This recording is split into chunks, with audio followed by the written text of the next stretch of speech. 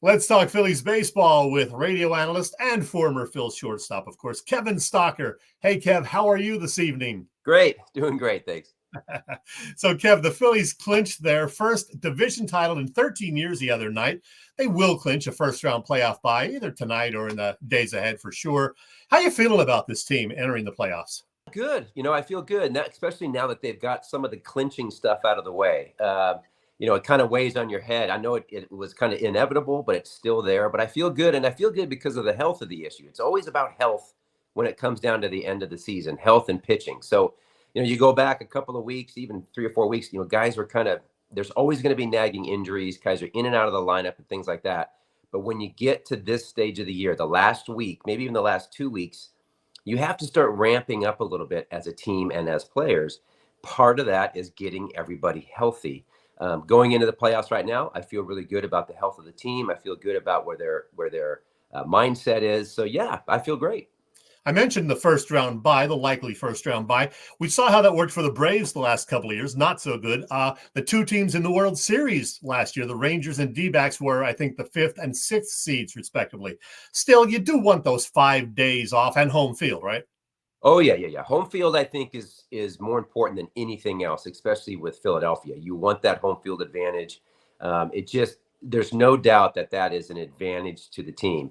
I do think that the days off, and I don't know why that has been an issue, whether it's just worked out that way. I know that people are, skeptical about, they're not playing, they're not pitching. I just still think it's an advantage to try to get everybody healthy and kind of back to feeling better about themselves. And then it's really up to the manager and the guys to get themselves ready to play with that break. For whatever reason, it hasn't worked well for those teams in the past. I still do believe you have to be hot. You have to be a team that is playing well. Like last year with Arizona, they came, from, I don't want to say last place, but they certainly had to come up through the wild card and everything.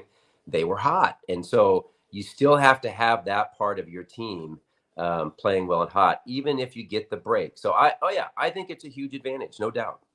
So when the Phillies do open the division series, almost certainly October 5th at Citizens Bank Park, we know it'll be Zach Wheeler on the mound for game 1. But in game 2, do you go with Nola? Do you go with Sanchez? What do you do? I go with Nola. Now, I say that because of experience. You look back at him in the past in the playoffs, he's always been good. Now, in saying that, I do think it's important to understand that when you get this little break, hopefully they get they get this break, 5 days off, whatever it is, they'll get a good sense of who they're going to play. And what I mean by that is you start to look at the matchups, right? If you play against a team that is a heavy left-handed lineup, tons of speed, could be Arizona. They're a good example of that. Then maybe you jump to a left-handed pitcher because of that. Maybe it's Sanchez, maybe it's Suarez, whoever it might be. For me, when it gets to the playoffs, I look at the playoffs as a whole separate season. So you have your first half, second half, you win that, done. You check it off the list. Now you go to the playoffs, and it's a different season. For me, your two experienced guys have to pitch. And so I like Aaron Nola in that second game. I've been wrong many times before when it comes to Rob Thompson and those guys, but it's just hard to beat experience. Hey, the fourth starter, Ranger Suarez, has not been great this month. Velocity down a bit. He's gotten hit around somewhat. What's your concern level with Ranger? I'm okay. I think that we were so spoiled at the beginning of the year. If you go back and look at it was ridiculous how good he was pitching and really how good the team was. They were playing out of their minds. And because in Philadelphia, and this is not a knock, this is a benefit. The fans, I'm a fan, broadcasters, you're a fan. We get so invested. We were so high on how, this team's amazing. You knew it was coming. There was going to be the other side of that. Ranger was part of that, he was throwing the best in Major League Baseball. Okay, goes through the injuries. He comes back. He's pitching okay. And what I mean by that is his command isn't clearly at all what it was before. His velocity has ticked up. I think his last outing, he was up to 92, 93. Great. Now it's about the command. Do I have some concern? No, I don't think so. Ranger to me is one of those guys where he's proven to me in the short time that I've seen him that when the big games start to come, playoff game, he seems to kind of elevate his game. As a player, you want to be like that all season long, but not everybody is. Sometimes you have these ups and downs. For him, he seems to be able to elevate. So I'm okay with it. I would love to see Ranger pitching like he was in the first 2 months, but that was almost unachievable. So it's okay. I just want to see his command come back. The changeup away isn't quite where it needs to be. Last outing, he was bouncing his curveball like crazy. Those are command issues. So one thing at a time. Hopefully he'll iron those things out. The bullpen had a rough patch last month, but those guys seem to be rounding back into form. Sure. Kerkering, Strom, Hoffman, Estevez primarily. You feel good about those guys late in ball games now? I do. I do. I think the bullpen is one of the best in the game. They're a hard throwing bullpen, and when you get a hard throwing bullpen, you tend to get a bullpen that can come and go with command, right? Because you're throwing so hard. But when they lock it in, I think they're the best bullpen in baseball. I do also think when they got Carlos Estevez, they got him in the back of the pen. By doing that, it took, I want to say, 3 to 4 weeks for the guys to kind of figure out maybe their new roles. Because remember, the first half of the season, I mean, a good part of it, it was always this closer by committee. It was high leverage situation for Hoffman or Kerkering or whatever. Now it seems like Estevez clearly has settled in as the closer. So who's going to be the setup guys? How is Rob going to use them?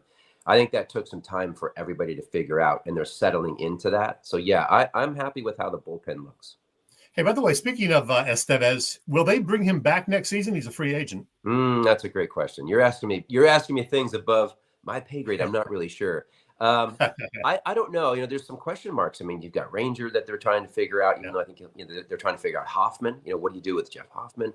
Estevez. I think with Estevez, I think looking ahead is too soon. I do. I just don't know where he fits in with this team next year, or if he wants to be back. I'm assuming he does. That is a really good question, and I really don't know the answer to that. Well, let's talk about some of the guys in the lineup, starting with the guy who leads it off. How about the season Kyle Schwarber has had?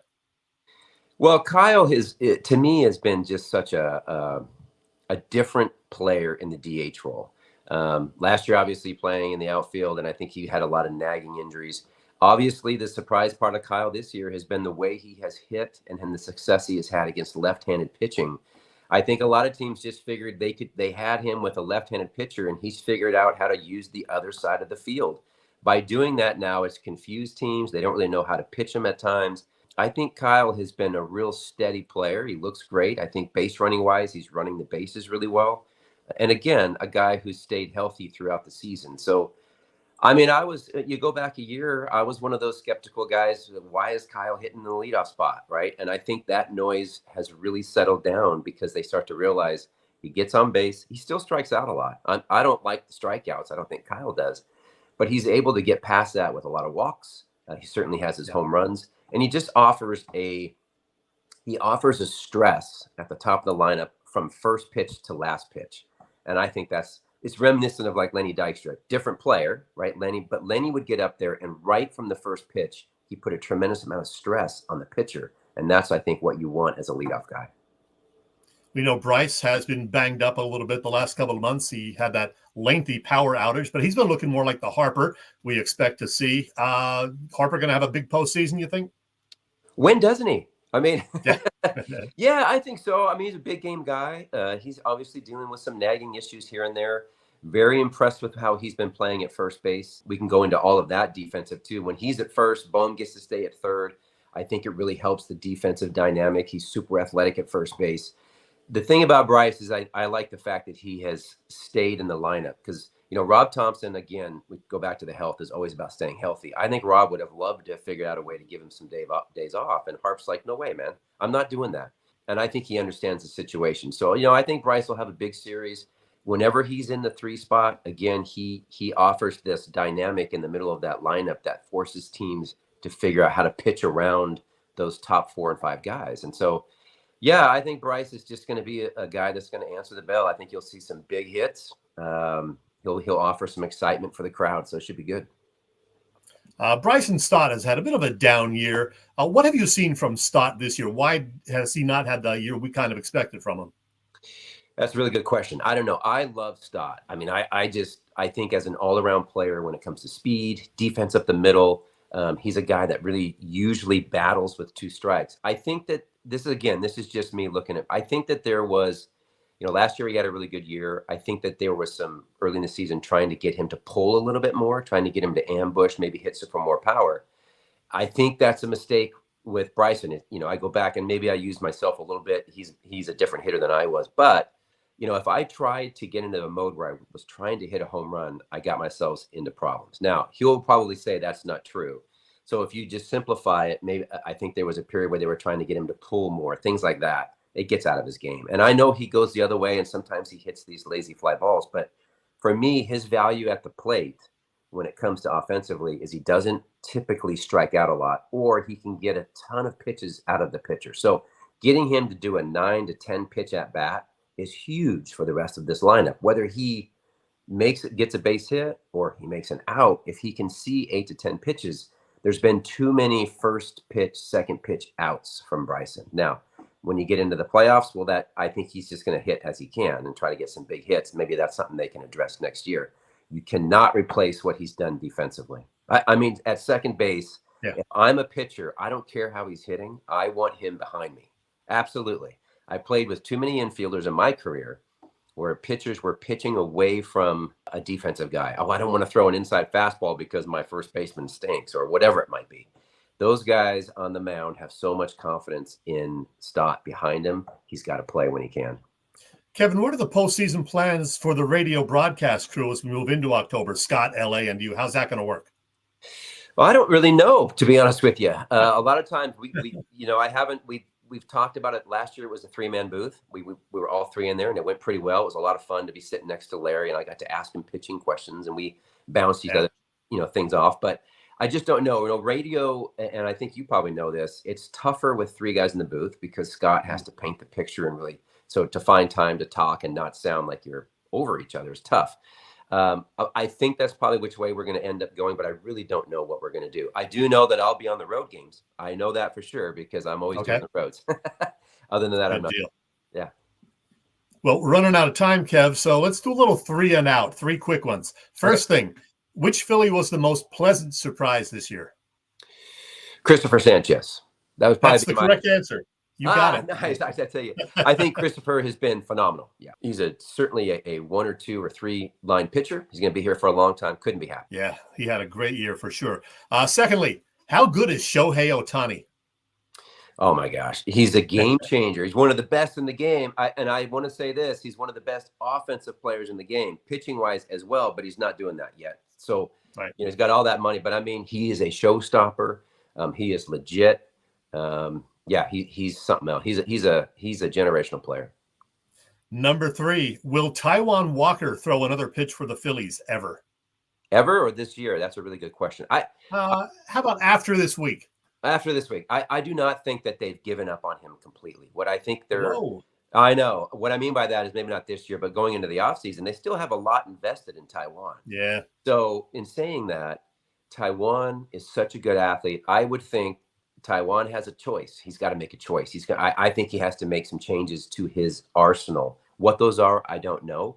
But they do have all of this offseason stuff, whether it's driveline, they have all types of different things that he can go hunt for and see if he can get his velocity back. There are ways to do that. If Taijuan does that and he hunts after that, it's possible that he can get back some of the things that he's lost. Or I think Taijuan's going to have to make some major changes in how he pitches. If he doesn't, it's going to be tough to get back in this Phillies rotation. Last thing, Kev, I don't know if you make predictions, but how far do you think the Phillies are going to go this postseason? Well, yeah, it'd be crazy to ask me that. Like, I'm never going to answer that yet. You know that. I mean, they're going to go to the World Series and win. What am I going to say? You know what I mean? Come on. On a realistic note, there's no doubt in my mind this team is built to win the World Series. It's World Series or nothing for these guys in that locker room. I can tell you that. All right. Another Red October looms, and it's going to be a fun ride. Catch this guy on 94 WIP on the Phillies Radio Network. Kevin Stalker, thank you. You got it.